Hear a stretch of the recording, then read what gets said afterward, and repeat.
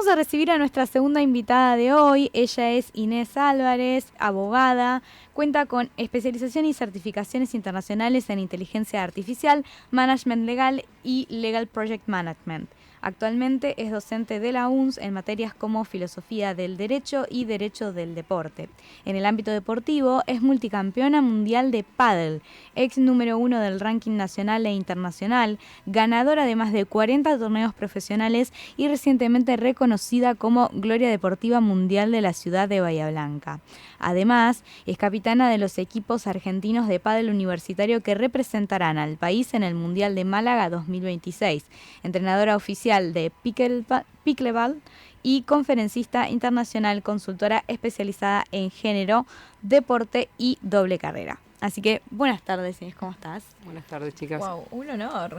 Tremendo. Es una carrera impresionante. Bueno, una doble carrera impresionante. Bueno, muchas gracias por invitarme. Me encantó la propuesta, así que lo que quieran de todo eso que yo vamos pueda aportar. Vamos a ir desglosando. No? En realidad nosotros pensamos, bueno, vamos a hacer un programa sobre deporte y entre las opciones estaba hablar sobre el derecho en el deporte y bueno, por eso pensamos en vos. Bueno, en realidad, más que nada, Ro, que ya te conocía. Pero bueno, aparte me interesa mucho también esto de la doble carrera, ¿no? Pero bueno, sí. Bueno, para comenzar, decirte que tenés una trayectoria muy particular porque lograste destacarte tanto en el deporte profesional como en el ámbito jurídico. Queríamos preguntarte cómo comenzó ese camino y en qué momento decidiste estudiar Derecho. Bueno, en realidad había como un cierto mandato familiar, tomémoslo en un buen sentido. Ahora les voy a contar por qué. Yo antes de jugar al pádel jugaba al tenis y jugaba a nivel nacional y en su momento, a los 16 años, estuve preparándome para rendir libre quinto año, ingresar a jugar en Estados Unidos al tenis universitario.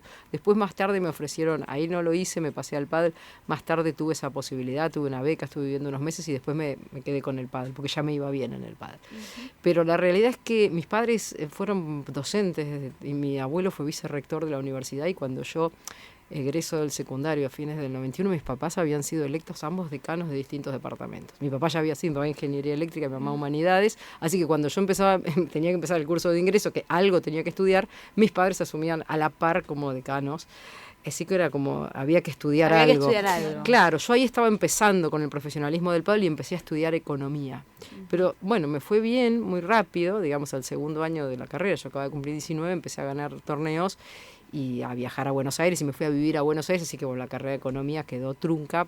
Estuve un par de años sin estudiar y con un reclamo familiar.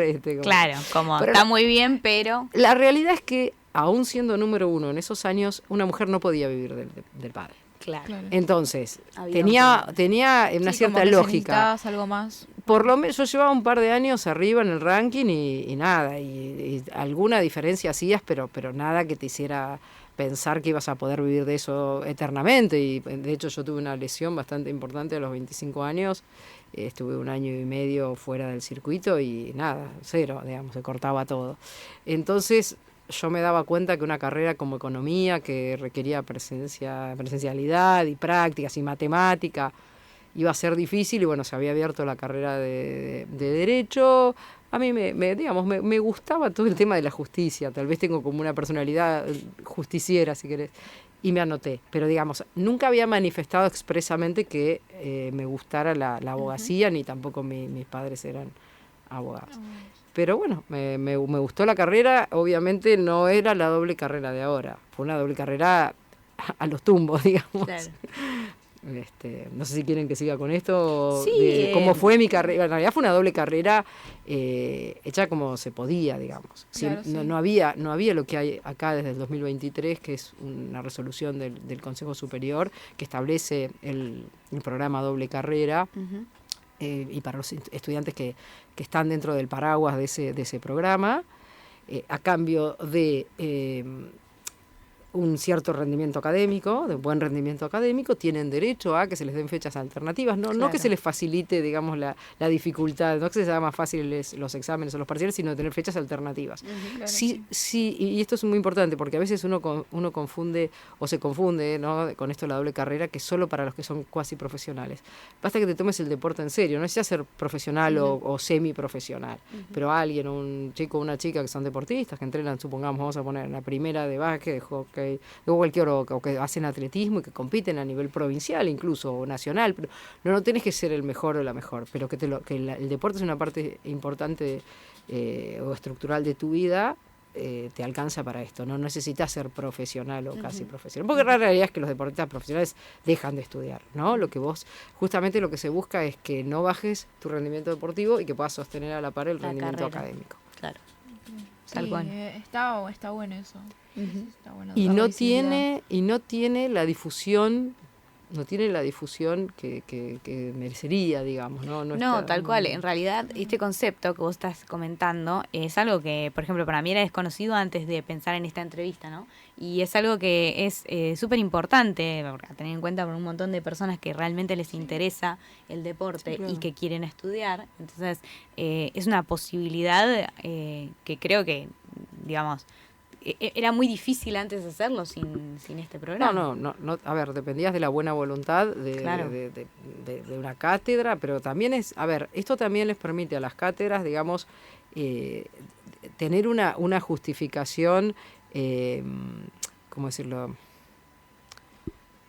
no arbitraria, cuando vos le das a alguien una fecha especial. Pues decís, bueno, si vos estás, si la UNS, digamos, mejor dicho, la Secretaría de Bienestar determina que vos estás dentro del programa de doble carrera, va a notificar al departamento en cuya carrera estés estudiando y le va a decir que si se complica la fecha, si ese estudiante deportista o esa estudiante deportista presenta un certificado de que por supuesto tiene que haber algo que diga que se va de acá, de esta fecha hasta esta fecha, y dentro de esa fecha estaba un examen que tenía que rendir, el departamento notifica a las cátedras y la cátedra tiene que dar una fecha alternativa. O sea, no deja de ser también una cuestión de que vos tengas que negociar con la cátedra, sino que tu propio departamento académico es el que, digamos, hace ese trabajo. Sí, hay una clarificación de la situación. Queda una registrado, transparencia. exactamente, queda registrado, no es una falta, no es una falta por motivo personal, Claro, sí. no es una falta por enfermedad, porque no lo es, no tenés que simular nada, sino que simplemente es y no tiene nada que ver con después cómo te va en la competencia. No. Está bueno también para que no sea siempre, siento que hay dos vías, ¿no? Si estás haciendo un deporte, bueno, pasa en mi caso con mi hermano, que él es chiquito, igual 18 años tiene, recién entró a la uni, pero es jugador, o sea, juega desde muy chico en la Liga del Sur. Claro. Y bueno, estaba esa charla con mis papás de, bueno, ves este año qué pasa o si no lo dejas y te largas a estudiar. Como que no, o sea, verdaderamente no sabíamos esta posibilidad, que está bueno saberlo, Claro. porque no está bien difundida. No, sí, es una oportunidad que amplía los derechos para los deportistas, de cierta manera, ¿no? Tal cual, para que no se queden así de o estudias o haces esto. Sí, habrá casos donde realmente son muy buenos y bueno, y evaluarán la posibilidad de por un tiempo dejar los estudios, porque realmente, bueno, el deporte es una profesión, ¿no? Pero son pocos y pocas las que pueden llegar a vivir realmente del deporte, y a Es veces cierto. hay gente que se lo toma muy en serio, sabe que no va a ser profesional, pero que el deporte es muy importante. Tal vez esto es interesante plantearlo para los centros de estudiantes que pueden, digamos, esta es una cosa linda que pueden difundir. Tal cual, sí. Y Y que pueden acompañar que también en eso, decir como, bueno, tenés que ir a la secretaría a plantear esa situación. Exactamente. O sea, la realidad es esta, el programa está. Lo que pasa es que vos tenés que presentarte y plantear tu situación. Yo juego al fútbol en la Liga del Sur, Claro, entreno sí, sí. 4 o 5 veces por semana. Y para mí el fútbol es una parte importante y cada tanto tengo viajes y todo. Bueno, o de cualquier otro Claro, sí, deporte. sí. No necesitas tampoco entrenar todos los días. Habrá deportes que entrenan 3 veces por día, pero que competís y vos tenés un compromiso con tu equipo. Tal cual. Claro, sí. Así que Que sí, requiere de ese tiempo, Está digamos. bueno.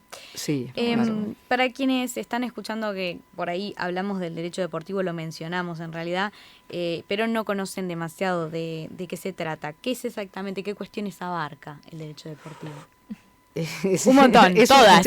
Un montón. Yo les voy a plantear algo por ahí interesante que capaz que nunca nunca lo pensaron, pero ante todo es importante definir deporte. Así es como yo empiezo la unidad 1 de la materia de Derecho Deportivo, que es una materia optativa de la carrera de Derecho, y el año pasado di una con, en es Derecho del Deporte, en Abogacía, pero di una que se llamaba Derecho Deportivo para una tecnicatura en deporte que está dictando el Departamento de Economía, pero no se sabe si se va a volver a dictar.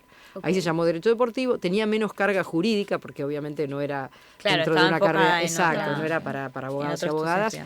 Pero lo interesante es entender que, bueno, que deporte, primero tenemos que definir deporte, ¿no? Y hay una acepción amplia y otra acepción más estrecha, digamos. Sí, es como cuando definís política en sentido amplio y política en sentido Claro, estricto. porque en un sentido deporte es cualquier movimiento, cualquier actividad física. De hecho, está establecido en tratados internacionales que se refieren a lo que es el trato debido a prisioneros de guerra, que hay una obligación del país que tiene un prisionero de guerra de darle todos los días un espacio para esparcimiento. Después si se cumple o no es otro tema, pero bueno, a ese nivel, ¿no? Y hay muchos organismos internacionales que hablan del derecho al esparcimiento, a la vida sana, al movimiento. Bueno, eso también en un sentido amplio es deporte. Lo que yo trato de hacer, no sé si les estoy respondiendo a la pregunta, pero lo que yo trato de hacer es desmitificar un poco esa idea de que deporte cuando hablamos de deporte profesional y sobre todo de fútbol profesional y que no todo es un contrato de un jugador de fútbol o de un jugadora profesional de X deporte. O sea, que hablando de derecho deportivo es enorme la cantidad de temas y subtemas que se pueden tratar. Así que bueno, es un concepto mucho más amplio en realidad que simplemente pensar en contratos de deportistas profesionales, que es lo que uno pensaría cuando dicen derecho del deporte. Y de fútbol. Claro, sí, que es como... Exactamente. Pero hay muchísimas aristas vinculadas a lo que es en realidad vinculadas a lo deportivo, más que al de pasa que todo está regulado, el derecho está en todas partes, entonces todo lo que vos decís, bueno, el deporte adaptado, bueno, pero hay normativas, hay entidades que se dedican a eso, hay competencias paralímpicas, otras cosas así. Entonces, bueno, el derecho termina apareciendo de alguna manera. Sí, totalmente. Eso es así, pero bueno, básicamente lo que yo trato es de mostrar y en la carrera de abogacía demostrar que hay muchísimas incumbencias dentro de lo que es el derecho deportivo y yo lo considero que es un gran nicho que no está, digamos, no está difundido. En realidad no hay derecho deportivo en otra universidad argentina como materia de grado. Yo averigüé, no existe ni como optativa ni nada. Mira. Sí.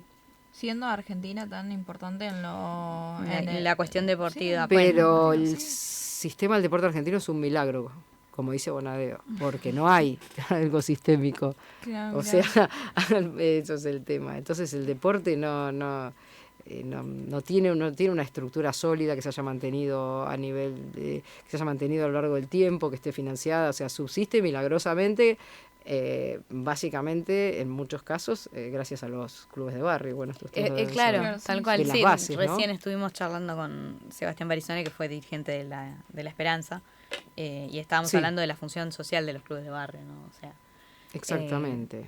Realmente es lo que sostiene el deporte. Y es un milagro cómo se sostienen, porque si bien está previsto que haya sostenimiento de los clubes de barrio y todo... No, pero es la comunidad la que termina sosteniendo. Porque la parte, digamos, normativa les exige a los clubes de barrio una cierta forma jurídica y cosas que tienen hasta un costo que es difícil de cubrir, entonces les cuesta estar en regla, entonces eso limita los fondos que les llegan, o sea, es como... Nada, un círculo no virtuoso, digamos, no, tal cual. Y así todo la gente lo sostiene y los mantiene, claro. Es cierto eso. Sí, pienso también en cada vez que nos aparece alguna publicación para ayudar a las patinadoras o los patinadores que van a representar a Argentina a otras partes del mundo, que siempre es pidiendo ayuda, porque bueno, no hay alguien, el Estado no garantiza que Argentina pueda estar presente. No, y los privados tampoco, digamos. Son privados, digamos, los clubes son privados, pero quiero decir... Tal cual. Pero es verdad que hay un Claro, pero yo conflicto me con refiero a la financiación. magnitud de que, bueno, están representando al país. Sí, claro. Lo que pasa es que, bueno, faltan, digamos, sistemas, igual cada deporte es un mundo, pero Sí, bueno, o programas de articulación entre lo público y lo privado que hagan atractivo para los inversores privados invertir en un determinado deporte. Claro. Yo ahora lo estoy trabajando eso con respecto al pádel universitario, pero es algo que todavía hay que desarrollar, ¿no? Pero bueno, hay que entender la lógica de los privados y la lógica de lo estatal también. Para que se den una idea, todo el deporte universitario, mejor dicho, todos los deportistas que van a competir, a representar a Argentina en competencias internacionales de deporte universitario, que en Argentina el organismo que regula el deporte universitario es la FEDUA, Federación del Deporte Universitario Argentino, y está dentro del paraguas de la FISU, Federación Internacional de Deporte Universitario. Es autofinanciado, todos, individuales o en equipo, y por ahí te toca Argentina, bueno, el mundial el de handball creo que es en Francia, el de pádel es en Málaga, en pleno verano, que es carísimo, y por ahí te toca el mundial de básquet, lo hacen en Da Nang, en Vietnam, por ejemplo, que es una ciudad deportiva, un polo deportivo mundial que han puesto miles de millones de dólares, pero el pasaje se sale por ahí $4.000, más todo lo que... Entonces, claro, pasa eso. Y es muy difícil, porque vos qué le vas a vender a un sponsor. Mirá, hay un grupo, porque además otro tema, perdón que me extienda, el deporte universitario, la FEDUA, en realidad no exige un determinado rendimiento. Vos tenés 20 lugares para un equipo. Bueno, haces un campus, un scouting, si hay 100, bueno, pero ahí sí vas a ver, tratar de armar el mejor equipo posible. Pero si tenés 22 o 19, vas a ir con los 19 que tengas, y por ahí hay muchísimas diferencias, y va igual, porque la idea es promover el deporte universitario. Entonces es una combinación de quien entiende medianamente el deporte, quien sabe practicarlo, pero no importa que si hay lugares, aunque vos no seas muy bueno en una disciplina, muy buena, vas a ir igual, y que tengas capacidad económica para costearlo. Claro. Entonces hay disciplinas que está pasando en el pádel, gente que tiene excelentísimo nivel, pero no tienen los medios para ir, y no hay forma de suplirlo, porque vos sos un sponsor, aparte si conseguís un sponsor, tenés un equipo de 12, ¿cuánto me das tanto? ¿Y cómo reparto eso? Claro. ¿Y por qué? ¿Y qué me va a dar a mí como sponsor? ¿Estos chicos siguen jugando juntos después? No, se juntaron para una competencia, representaron a Argentina, pero después cada uno se vuelve a su lugar, entonces es difícil de vender como producto el deporte o un equipo que va a ir a competir a un torneo. Claro, sí, se entiende. Sí. Y desde tu experiencia, ¿cuáles son los conflictos legales, volviendo a lo legal y a lo jurídico, los desafíos jurídicos más frecuentes que aparecen hoy en el deporte? Siento que deben ser un montón igual. No, está bien, está perfecta la pregunta. Bueno, a ver, sigue habiendo muchas cuestiones de lo que es la gobernanza deportiva. La gobernanza es el conjunto de normativas, estructuras y procesos, digamos, que deben regir la actuación de las instituciones deportivas, porque a veces todo eso termina siendo una maraña de cosas que lo que hace es enmascarar ciertas arbitrariedades que siguen estando. Entonces, depende, ¿viste? Cada deporte tiene su impronta, pero digamos, bajo la excusa de la gobernanza, a veces lo que terminás haciendo es diluir los controles y esas cosas. O sea, todavía la gobernanza, yo creo que a veces es más lo que quita que lo que da, o lo que diluye que lo que da. Y después, bueno, un tema jurídico que no es solamente jurídico, pero que nos está interpelando, es el tema de los deportistas transgénero, más que nada las deportistas transgénero, ¿sí? Las mujeres transgénero que quieren competir en categorías femeninas. Claro. Nosotros acá tenemos lo que es tenés por un lado lo que es, vamos a llevarlo si querés al caso argentino, la ley de identidad de género que te permite desarrollar tu vida de acuerdo a tu identidad de género autopercibida, y lo que es las regulaciones deportivas que están basadas en la igualdad, en la igualdad de armas, en lo que se llamaría el fair play. Para eso se hacen categorías, para eso está dividido biológicamente el deporte, o sea, en categorías biológicas, hombre biológico, mujer biológico, y ahora aparece transversalmente lo que es la identidad de género. Entonces, ¿qué diría? Alguien dice, no, mirá, un hombre biológico que se autopercibe mujer y te dice, yo me autopercibo mujer y de hecho en la vida cotidiana me desenvuelvo como mujer, me pido un trato como mujer, hice un cambio de DNI, no se requiere ninguna modificación corporal para esto, por lo tanto dice, bueno, quiero competir en una categoría femenina. Entonces, bueno, eso es un tema... Es un debate, digamos. Es un debate, sí. Eso es un debate complejo. El Comité Olímpico Internacional a lo largo de los años ha variado su criterio. En una época exigía modificaciones corporales, exigía reducir los niveles de testosterona, pero bueno, paradójicamente, para reducir los niveles de testosterona tenés que hacer una especie de doping inverso, que tampoco estaba bien. Y claro. En un momento dijo, bueno, que lo último que ha dicho el Comité Olímpico Internacional es que cada disciplina determine cómo va a resolver esta cuestión. Claro, como no... Claro, pero tenés otro tema, suponed, vos decís, bueno... tienen derecho las mujeres transgénero a competir en torneos femeninos. Y te hacen un boicot las mujeres biológicas. Claro. Entonces es como que quedás ahí en un punto, es difícil. Es un debate que está abierto todavía, entonces hay conflicto con... Porque vos decís, bueno, hace una categoría libre. No, pero si yo me autopercibo mujer, te va a decir. O sea, a la inversa no hay problema, porque no se presupone una ventaja deportiva de una mujer biológica que transicionó hacia hombre o que se autopercibe hombre, porque compita en una... ¿Hay casos?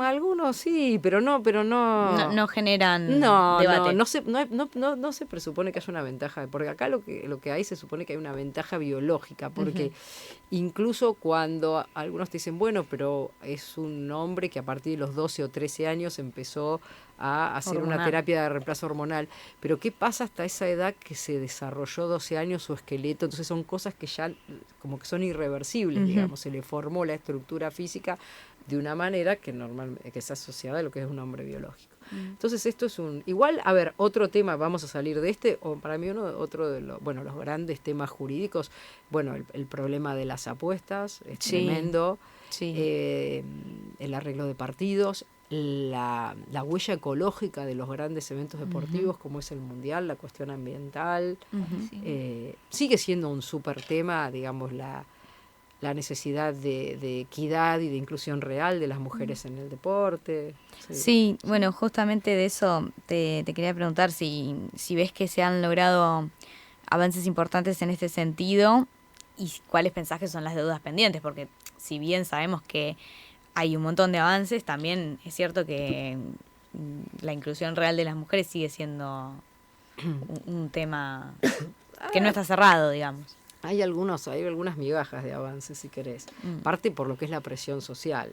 Y claro. Yo siempre digo, esto cuando doy la materia lo digo, hay mucha más visibilización de las mujeres deportistas, pero porque la propia mujer es la que hace de agente de prensa, contrata un community manager, una empresa de filmación, y entonces vos, claro, buenísimo, tenés 2 millones de seguidores, pero vos misma te validaste, claro. Te validó la comunidad femenina, ¿no? Pero en los medios...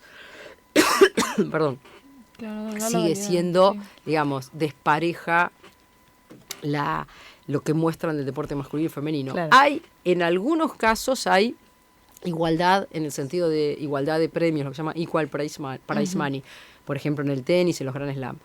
Equidad, le dejo para el final. Paridad, que es la igualdad de representación en órganos decisores, muy poca. Y equidad no hay, porque la equidad presupone acciones afirmativas a favor de lo que es el deporte femenino, dicho en castellano, darle más a las mujeres que a los hombres. Y eso nunca ha pasado. No, para nada. Perdón, me agarró No, está bien. Entonces, si querés el caso del fútbol femenino, sí, hay más, se popularizó el fútbol femenino, es un deporte ya de por sí muy popular, pero seguimos teniendo una gran disparidad con respecto a lo que es el fútbol masculino. Sí, tal cual. Sí. Es que realmente realmente es muy poco lo que se ha avanzado en ese sentido. Bueno, por ahí y que se logró la profesionalización, entiendo, hace un tiempo en algunos clubes y eso fue una pelea muy importante para las mujeres, pero bueno, de vuelta, está pasando en el fútbol, que es el deporte más popular. Yo, qué sé yo, tengo amigas que juegan al básquet acá en primera y bueno, o sea, No, es una cosa que todavía... Pero aparte vos dijiste una palabra, esto de que hay que luchar para, pelear para, cuando debería ser algo, debería ser una política del directo. órgano rector de cada deporte, decir, no, nosotros les vamos a allanar todo el camino a las Claro. mujeres, es una decisión nuestra. Claro. Pero mira, te lo planteo sencillo. Gracias. ¿Qué podría ser la AFA? Esto no va a pasar, pero... Bueno, podemos soñar. Podemos, a uno de los sponsors, dice, bueno, que quiero ser a partir de tal año, quiero ser sponsor de la camiseta. Bueno, bárbaro, me vas a tener que dar esto, pero me vas a tener que dar tanto también para el desarrollo del fútbol femenino. O la AFA decir, de todo lo que gano, esto va para acá. Claro. ¿Entendés? Entonces las instituciones pueden hacer ese tipo de cosas. Decir, bueno, vamos a los clubes, vamos a hacer algo, o sea, nosotros no tenemos algo como el título 9 que está en Estados Unidos, que es una ley federal que obliga a que todo programa que esté, de lo que sea, pero especialmente de deporte, que tenga fondos públicos, tiene que contemplar igualdad, equidad y todo, y paridad de género, todo junto. No tenemos algo así. Vamos a ir a un cortecito, ¿te quedás un ratito más con supuesto. nosotros? Vamos a escuchar el noticiero de la UNS con Virginia Calzada-Fraché y ya volvemos. Inés Álvarez, como les estábamos contando, ella es abogada y también es deportista. Justo de eso te íbamos a preguntar. Vas a ser capitana de los equipos argentinos que representarán al país en el Mundial de Pádel Universitario de Málaga, que va a ser ahora en julio de este año. Así que, ¿qué significa para vos esto y qué desafío se te presenta o no? O tal vez es una cosa que... No, es algo sumamente importante. La verdad que es esta faceta, digamos, por lo menos a nivel de selección nacional, no hay muchas oportunidades. O sea, está la selección mayor, cuyos capitanes duran varios años. Y bueno, esto para mí es una oportunidad maravillosa, sobre todo teniendo en cuenta mi edad, digamos. Yo hace poco cumplí 52.